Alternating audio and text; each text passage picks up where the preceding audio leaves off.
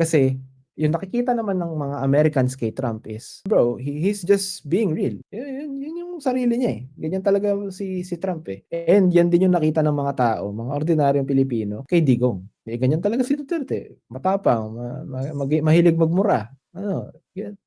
And that's one of the characteristics of, sorry to say this, I know some might be offended na hindi ganyan si Duterte, but that's one of the characteristics of fascists. If you're going to look back in history, fascists or fascism are those people na linked sa mga dictators and mga charismatic leaders. Tyrants.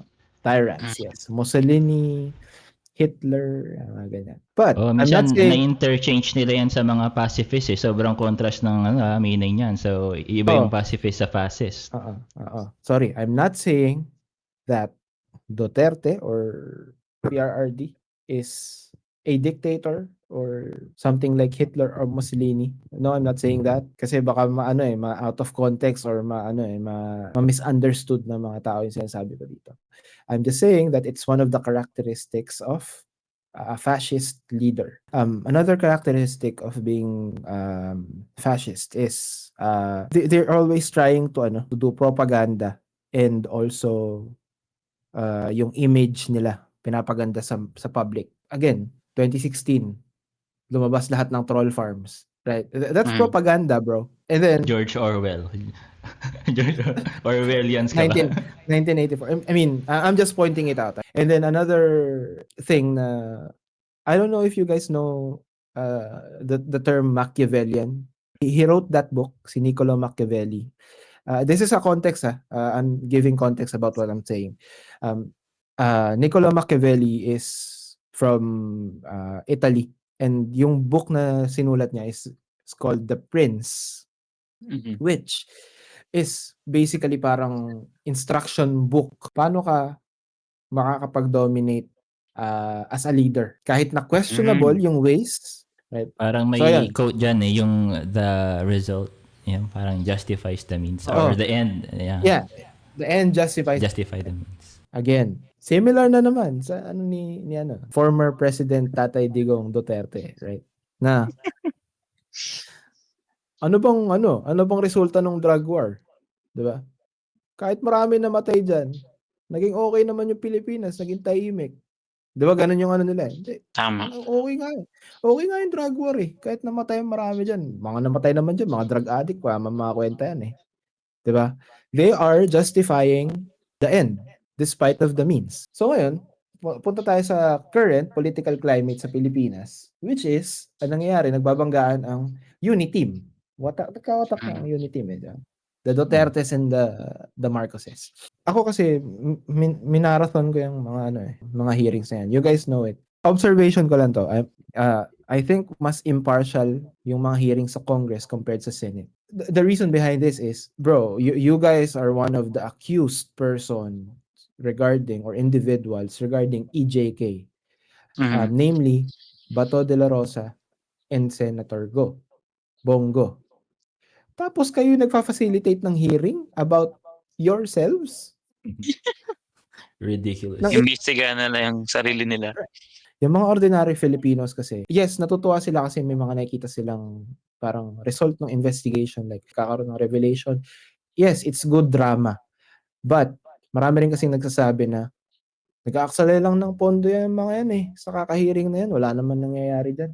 Just to explain the mandate of the Congress and the Senate. They are not a court. Hindi nila kayang pasa ng judgment if the person is guilty or if the person is innocent. Yeah, di ko rin magets yung hinahanapan nila ng resulta yung ginagawa ni Hontiveros. O sige, anong nangyari? What's next? So, gusto niya ba bukod siya mag-lead siya ng ng mga cases na yan, gusto niya siya rin yung mag-serve ng justice. Di niya naman trabaho yun, di ba? Right. It's really like, I don't know, it's stupid. What they can do is to give recommendations sa proper departments like DOJ, yung mga ganyan, na mag-file ng cases about what they're going to find out in those hearings. So that's one way for them to get results doon sa hearing. But mainly, these hearings are for or in aid of legislation. Paano kayo makakagawa ng batas, right, to fix the problems of the Philippines kung hindi kayo gagawa ng investigation? And this is one way of them doing that. This investigation is mainly for them to be able to find out what are the things na kailangan nilang baguhin sa batas ng Pilipinas and what are the things na kailangan nilang gawan ng bagong batas. Nagpasa sila ng bill about EJK.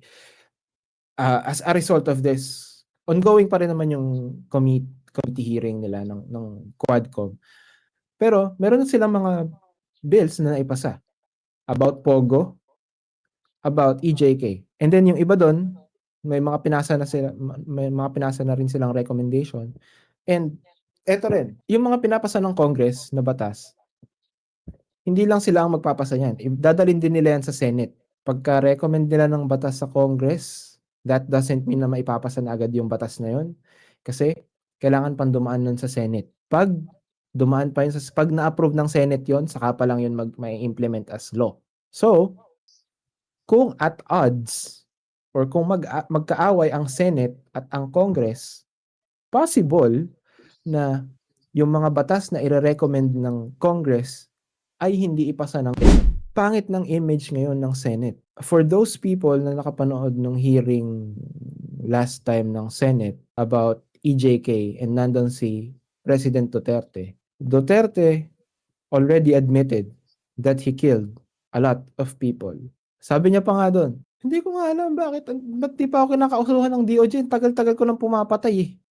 Bro, you're admitting to a crime already. Pero, sabihin na nating under oath yun. Umamin may pinatay.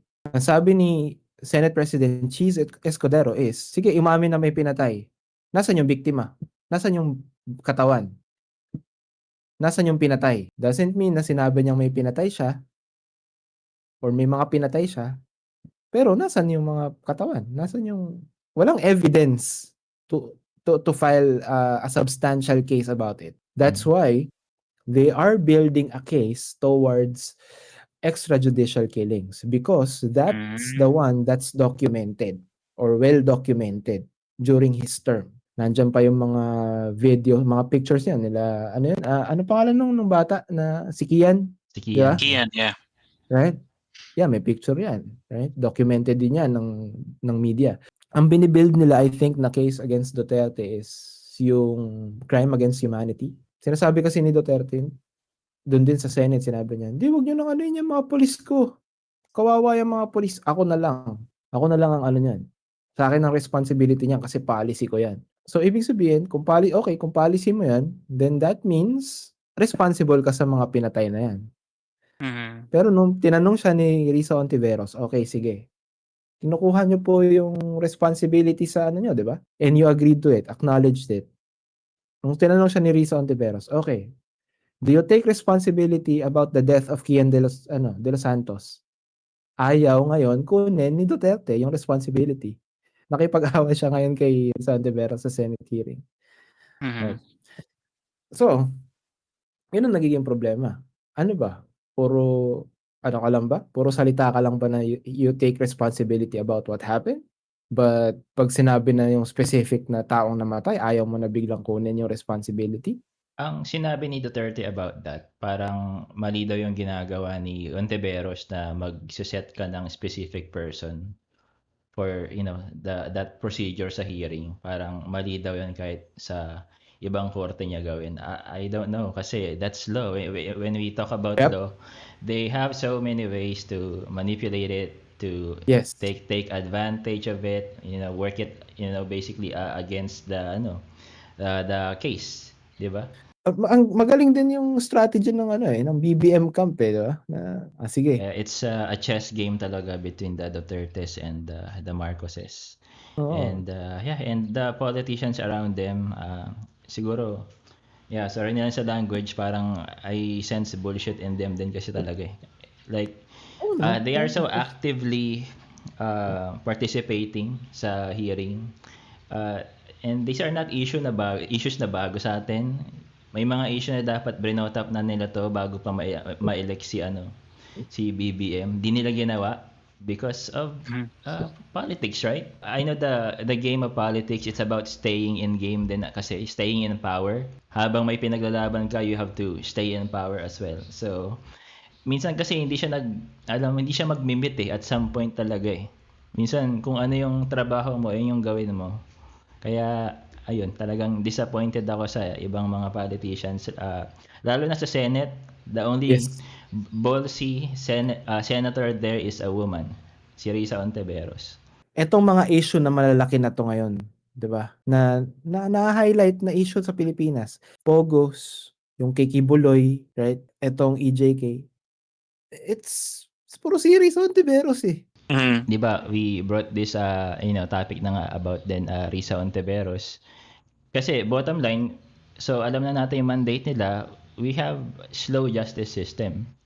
And going back to what Cedric said about the Machiavellian principles, so maybe that's the reason why, like voters are, choosing someone like Duterte. We don't care about, this tedious process. We only care about the results. Kasi me, at some point, naging guilty rin ako dyan. Parang these all of these hearings na parang nagpapatagal ng proseso, parang it doesn't make sense kasi walang napapunish. So that's why I think some voters, they find it appealing na na bumoto sa mga gantong klase ng politiko na para sa kanila is a strong man. Hindi, kasi 'yan, 'yun nga yung nagiging problema kaya sobrang lakas ng charisma ng mga fascist and Machiavellian politicians and Mm. Mhm. personalities. That's because nakaka-relate kasi yung mga ordinary people sa kanila. And another figure that I'm going to throw out here.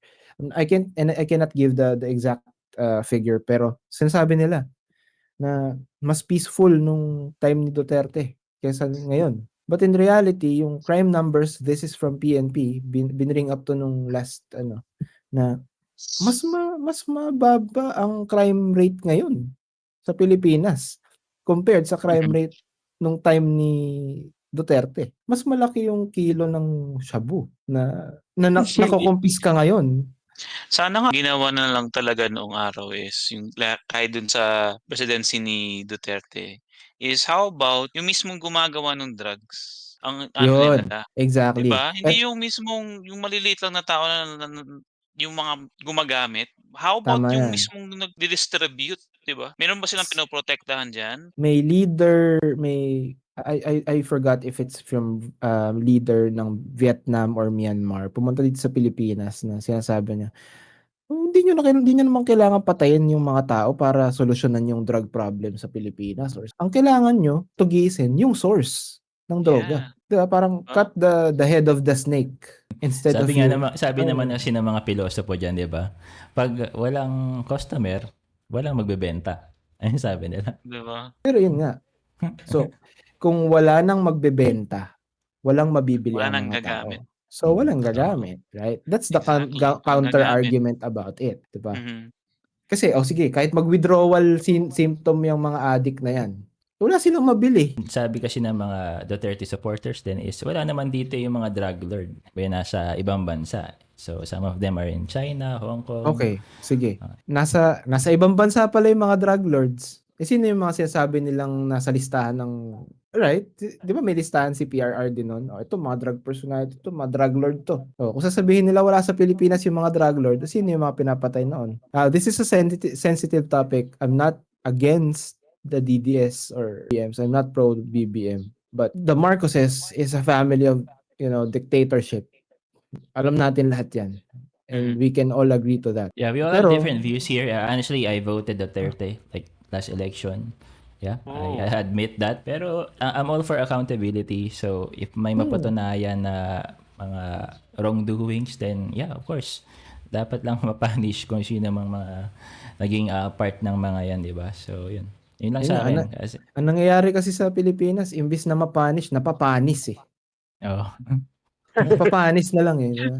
Sabi Yun, nila, justice delay, justice denied. ito lang yung talagang nagiging regret ko sa mga bagay-bagay sa Pilipinas na hindi ako nagiging sobrang pessimistic na ako about the Philippines is the Senate eh. Kasi bro, sino ba mga senators natin ngayon? Congress might push for impeachment ni Sara Duterte. But sino ang maghihiring or sino ang magiging court for the impeachment of Sara Duterte? It's the Senate. Ang daming galamay or ang daming supporters ng mga Duterte sa Senate. So I don't think that Sara will be impeached. Yun nga lang, nando si Duterte sa Senate hearing. Hindi na siya mapalagan ng mga senators na iba. Even si Coco Pimentel na siyang presiding doon, hindi siya Leader. mapigilan. Sabi nga nila dapat daw hindi na lang nangyari yung hearing kasi parang naging medium lang siya for the DDS to boost the No. popularity again of the Duterte. Sa akin it's a good thing na nangyari yung hearing. Why? Ang dami kasing inadmit ni Duterte doon eh. Yung mga psychopaths kasi ganun talaga eh, no? Like yung sila Ted Bundy, talagang gusto nilang mahuli. Ito, ewan ko si Duterte, psychopath ba to? Na parang gusto niya ba mahuli talaga na talaga parang Ewan ko, si kina-challenge niya pa Duterte eh. kasi parang may na-master siyang art ng sa pakikipag-converse. Like parang chacha eh, may minsan push and pull, 'di ba? Hindi, Tapos eto nga. babawiin niya ganun. Ito kasi yung problema dyan, men. Hindi niya pwede kasing sabihin niya na joke. Yung sinasabi nila Bato na, hindi, joke niya lang yan. Hindi yan, magaling lang, mahilig lang talaga magbiro yan Hindi nila magagamit yun sa sinabi niya sa Senate eh, because that's under oath. Most probably, pag ginamit yan ng either ICC or ng DOJ, pag nag-file ng court against Duterte, kaya ngayon sila, di ba, sila Alice Guo, di ba? Sila Go Haping and Cassie Ong. Anong sinasabi nila lagi? I invoke my right, Invoke. 'di ba? To self-incrimination. Because they know na kahit lahat ng pwede nang sabihin doon, they can be taken against them in the proper courts. So, but anyway, bro, the integrity of the Senate and the credibility of the Senate was shattered by that hearing Yeah, last time. I agree. Shattered na shattered, bro. Gone those days, like during the peak of Miriam Defensor Santiago, 'di ba? Yeah, bro.